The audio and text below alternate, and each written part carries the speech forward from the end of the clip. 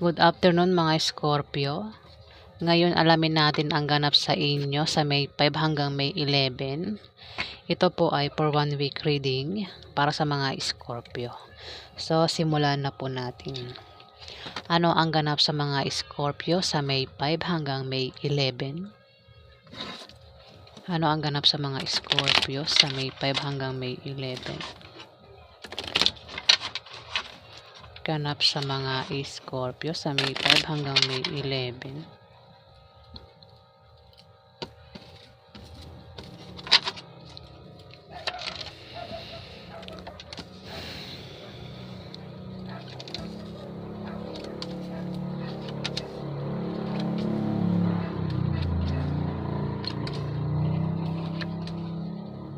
Scorpio, meron ditong third party. Pwede ikaw yung may third party o yung karelasyon mo ang may third party, Scorpio.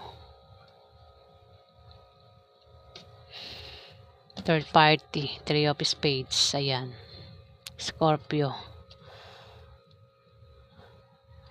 Pwedeng hindi mo pa alam yung tungkol sa third party, na may third party ang karelasyon mo.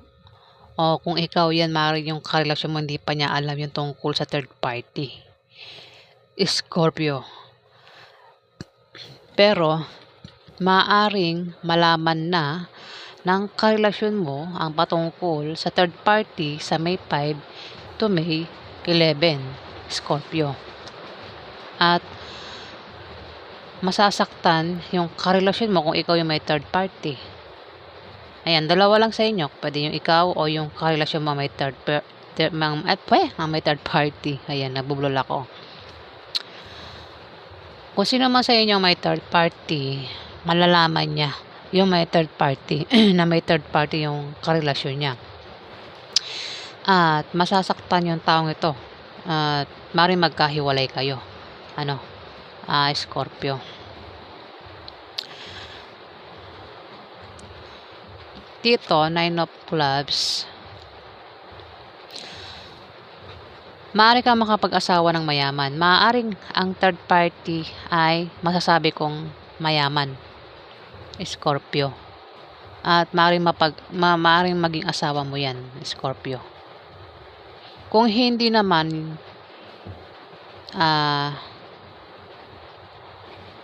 may kamag-anak ka ang bibigyan ka ng pamana, Scorpio, sa May 5 to May 11, Scorpio. O kung tataya ka sa loto o na pang games, maaari kang manalo. Kung meron kang negosyo, may pag-angat sa negosyo mo, Scorpio. O maaaring may magbigay sa'yo ng pera, Scorpio, sa May 5 to May 11. Dito, Scorpio, 5 of Spades, may darating sa'yo na posisyon at obstacle, pero yan ay panandalian lang, Scorpio. Yan ay mga blessing in disguise sa biyaya na akala mo ay hadlang sa iyong trabaho, negosyo, o sa pakikipagrelasyon mo, Scorpio. Maging sensitive ka dahil yan ay mga biyaya at hindi tunay na mga hadlang. Pwede rin naman na ang meaning nito ay ma-depress ka at maging negative ang pananaw mo sa buhay sa May 5 hanggang May 11. Pero kung hindi ikaw yan, may taong kilala ka ang maaaring ma-depress at maging negative ang pananaw niya sa buhay, Scorpio. Dito, kung meron kang kahilingan at pangarap sa buhay, yan ay magkakatotoo at matutupad, Scorpio. Kung ano man yung hiniling mo, baka hiniling mo ba, Scorpio, na magkaroon ng trabaho? Kung ano man yung hiniling mo, kasi lumabas ito, kahilingan o pangarap na magkakatotoo, Scorpio. At maaaring magkatotoo yan sa May 5 to May 11, Scorpio. Kung isa kang Scorpio na may trabaho at nagbabalak kang mag-resign dahil mag-apply ka sa iba, mag-apply ka. Pero wag ka muna mag-resign hanggat hindi ka natatanggap sa applyan mo, Scorpio. Ayan. Ayan na. Kasi mahirap ang walang trabaho para hindi ka magsisi, 'di ba? Kailangan matanggap ka muna bago ka mag-resign, 'di ba?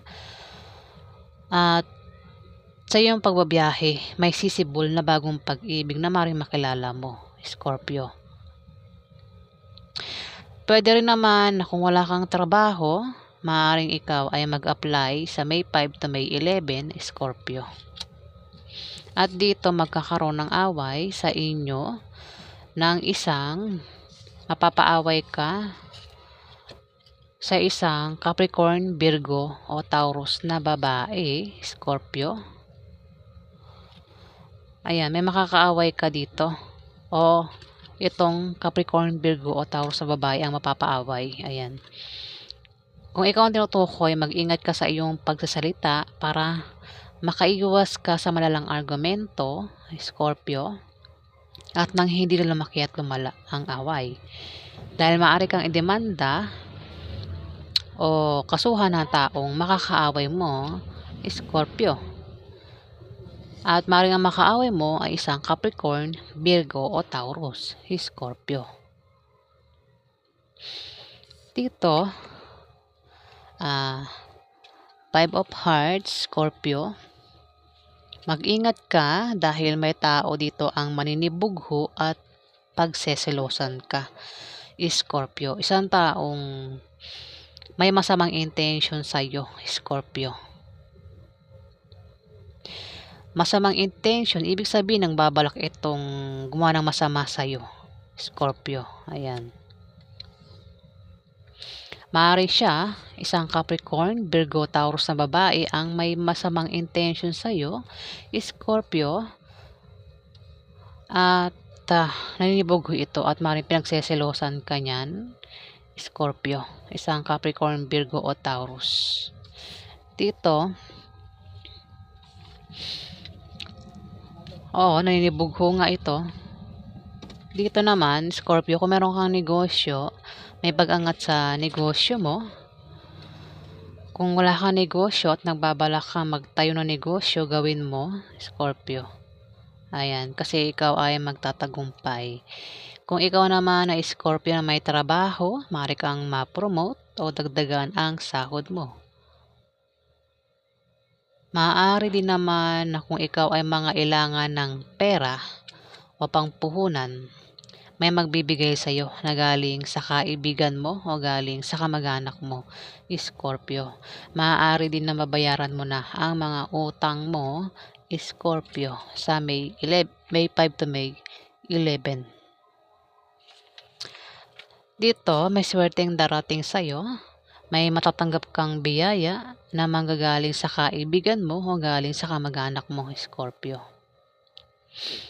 Maaari din naman na may tao dito ang mag-a-interest sa'yo, gusto kang mahalin at alagaan.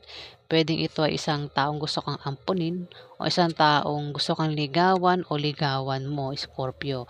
Isang taong may gusto sa'yo o maaaring ikaw, baka meron kang natitipuhan, Scorpio, sa May 5 to May 11 at maaaring ligawan mo, Scorpio. So, yan po ang ganap sa inyo.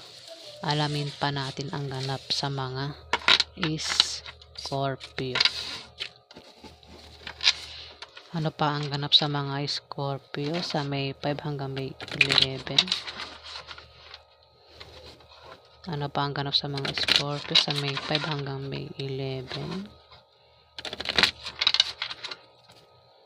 Ganap sa mga Scorpio.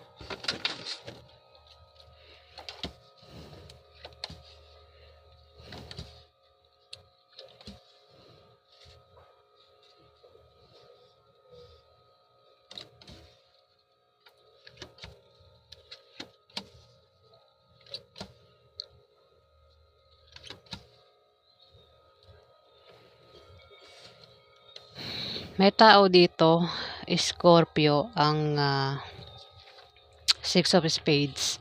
Magkakaroon ng malit na pagbabagong mararanasan. Isang taong Capricorn, Virgo o Taurus na lalaki. Siya ang tinutukoy, magkakaroon siya ng mga malit na pagbabagong mararanasan.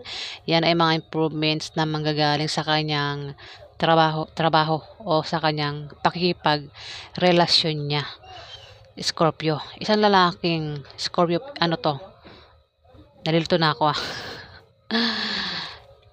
Ito ay King of Diamond. Ito ay Taurus, Virgo o Capricorn na lalaki, Scorpio ha.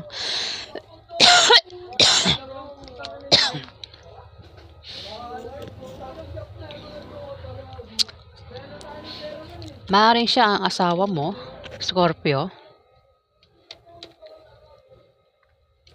Kasi asawa ito eh. Kung asawa mo ito, Scorpio, magiging masaya ang pagsasama nyo ng asawa mo. At kung balak nyo magpakasal, swerte ang isang linggo na yan para kayo ay magpakasal, Scorpio. At lalo kayong magiging maligaya na mag-asawa. Pwede rin naman ang meaning nito ay favorable long-term preposition or second chance, particularly in economical sense, Scorpio. Dito, mag-ingat ka sa manloloko, Scorpio, dahil maaari kang maloko sa pera o sa pag-ibig. Anumang klaseng panloloko nga gawin sa'yo ng taong ito, may manloloko sa'yo Scorpio. Maring siya isang Aries, Leo o Sagittarius, babae o lalaki, bata yan sa'yo, Scorpio. Maring siya manloloko sa'yo, no? Pwedeng lokohin ka sa pera, sa pag-ibig, anumang klaseng panloloko nga gawin sa'yo, mag-ingat ka sa May 5 to May 11 dahil maaari kang maloko. Isang taong hindi tapat sa'yo, Scorpio. Ayan, at huwag kang magtitiwala sa kanya o kung sino pa yan, huwag kang magtiwala sa kanila, Scorpio. Magtiwala ka lang sa taong pinagkakatiwalaan mo, Scorpio. Ayan, at dahil dyan problema ka maluloko ka. Maaring sa pera, Scorpio, at maaring magka-problema ka. Ano mang klase panloloko Scorpio. Dito magkakaproblema ka sa bahay mo at sa pamilya mo. Maaari din sa gastusin araw-araw, utang na hindi mabayaran, sa pera, Scorpio. Halo-halong problema ito. Ayan, Scorpio, at apektado ka sa problema mo. At maaaring bumaba ang iyong moral at mangangailangan ka ng moral support, Scorpio. Dito, kung naghahanap ka ng kapartner sa negosyo, Scorpio, o kung meron ka ng kapartner sa negosyo, kilalanin mo siyang mabuti para magtulungan kayo at nang maiwasan nyo ang chismis. Maaaring tumungo sa pagganda o pagwasak ang inyong relasyon, depende sa kung paano mo hahawakan, Scorpio. At huwag mong papansinin ang mga chismis. Kapartner, pwedeng yan ay karelasyon mo din, Scorpio.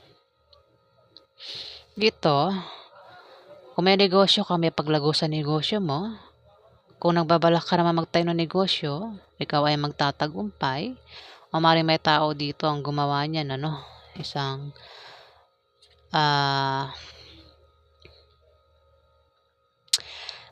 Taurus, Virgo o Capricorn na lalaki. Maaaring siya ang nagbabalak magtayo ng negosyo at siya ay magtatagumpay. Kung may negosyo na siya, may paglago sa negosyo niya. Kung ito naman ay walang negosyo pero siya ay may trabaho, maaari siyang ma-promote o dagdagan niya ang sahod niya. Kung mangailangan ka naman ng pera o pampuhunan, Scorpio, maaari siya ang magbigay sa iyo, si King of Diamond. Ito ay isang Taurus, Virgo o Capricorn na lalaki. Ang maaaring magbigay sa iyo, Taurus. Maaari din na mabayaran ka na sa utang. Kung may utang yan sa iyo, maaaring makabayad na yan sa iyo, Scorpio. Dito, Ace of Diamond, may pagbabagong mangyayari sa iyo sa May 5 to May 11. O maaaring ang tinutukoy ay isang Aries, Leo, Sagittarius, bata yan sa iyo, Scorpio. O may tao dito, Scorpio, ang may pagbabagong mangyayari sa kanya. May malalaman siyang balita na patungkol sa pera. Maaaring Maaaring ito ay magbalak magtayo ng negosyo, Scorpio. Itong Aries, Leo, Sagittarius, bata yan sa'yo. Babae o lalaki ang gender. Siya ay makakaisip ng pagkakitaan na lalago. Pero mag-iingat ka kasi tumapat, manloloko. May manloloko dito, Scorpio. Pwede siya o ikaw ang manloloko, Scorpio. Maaaring sa pera, patungkol ito sa pera. Paano nagbabalak kayo magtayo ng negosyo, Scorpio, ng taong ito? Ingat ka lang kasi baka panloloko lang Scorpio.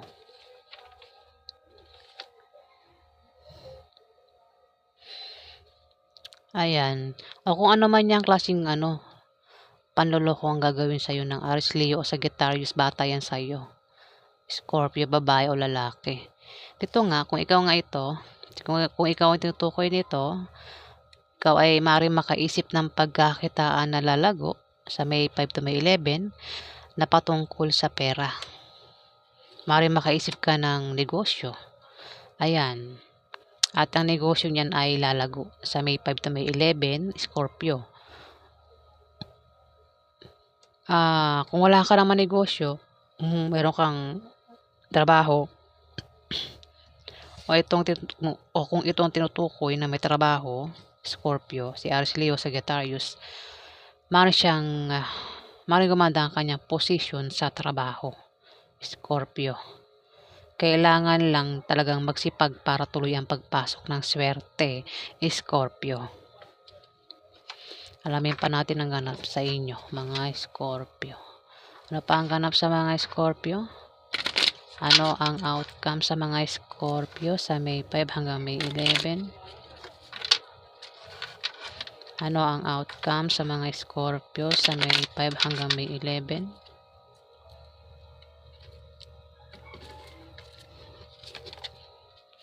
Ano ang outcome sa mga Scorpio sa May 5 hanggang May 11?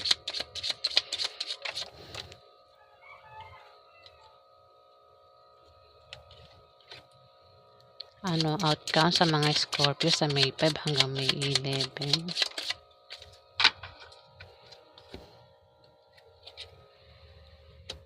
Scorpio, ito ang outcome. Kung meron kang negosyo, Scorpio, yung negosyo mo ay lalago sa May 5 hanggang May 11. Ikaw ay siswertehin sa pera, Scorpio. Maaari kang magkapera dahil may magbibigay sa iyo ng pera, Scorpio. Maaari din ang pera na yan ay manggagaling mismo sa negosyo mo, Scorpio, kung may negosyo ka. At sa iyong pagbabiyahe, pagta-travel, ay may makikilala ka ng mga bagong kaibigan o lalaki magugustuhan mo, Scorpio. Kung meron kang kahirapang pinagdaanan sa buhay, Scorpio, ayan, swerte ng kapalit niyan, Scorpio. Darating na swerte mo sa May 5 to May 11, Scorpio. Ayan. Kasi ang kapalit ng kahirapan ay swerte, Scorpio. Ingat ka lang sa aksidente na pwedeng mangyari sa iyo, Scorpio. Ayan.